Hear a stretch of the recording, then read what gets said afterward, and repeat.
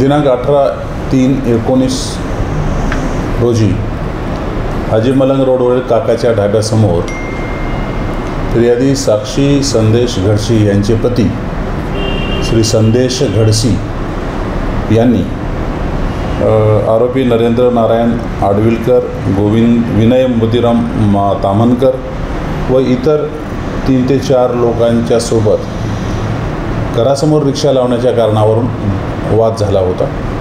त्यामध्ये आरोपितांनी फिर्यादीच्या नवऱ्यास गळ्याला धरून ओढत नेऊन त्याचा गळा दाबून त्याला मारहाण करून छातीमध्ये आणि पोटावरती मारहाण करून जखमी केले होते।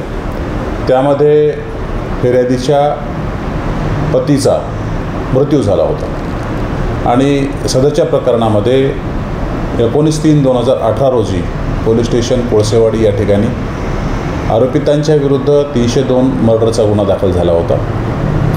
सदरचा गुन्हा हा तपास करून MS भोगे तेव्हाचे क्राईम PI यांनी त्यामध्ये तपास केलेला होता आणि त्याचं चार्जशीट माननीय न्यायालयात दाखल केलं होतं।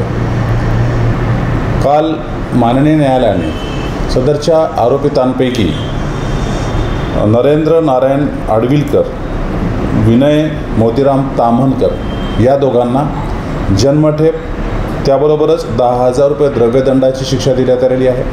जर 10,000 रुपयाचा दंड न भरल्यास 1 वर्ष परत सश्रम कारावासाची शिक्षा देण्यात आलेली आहे। त्याचबरोबर कलम 323 अन्वये आरोपी विनय मोतीराम ताम्हनकर यांना 1 वर्ष सश्रम कारावासाची शिक्षा देण्यात आलेली आहे। त्याबरोबर 5,000 रुपयाचा दंडही लावण्यात आलेला आहे। 3 महिन्याची सश्रम कारावासाची शिक्षासुद्धा कलम 504 प्रमाणात देण्यात आलेली आहे। अशा विविध कलमाखाली त्यांना दिलेल्या शिक्षा लक्षात घेता सर्व दोघांनाही जन्मठेपेची शिक्षा लागलेली आहे।